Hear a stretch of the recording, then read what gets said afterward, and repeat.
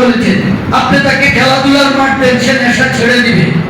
Traditional রাজনীতিবিদদের মতো রাজনীতিবিদদের নিজেরা খাইয়াছি মাদক বিরোধী বক্তৃতা দেয়। আমার পাশে দিয়ে বসে 90% এটা ওইটা খায়, আমি কেমনে মাদকের বিরুদ্ধে বক্তৃতা দিই? আইসাই ওনারা বক্তৃতা দেয় এলাকাকে মাদক মুক্ত করবে। আরে মিয়া হয়তো খাইয়াছো, নাহলে যাইয়া খাইবা। তোমাদেরকে মালিকটা আমি চিনি না, হ্যাঁ? আর আমরা জানি না। হ্যাঁ, আমি এই জন্য আপনি যখন শিক্ষিত হবেন, আপনি যখন বিবেকবান হবেন, তখন আপনি এদেরকে ধরতে পারবেন।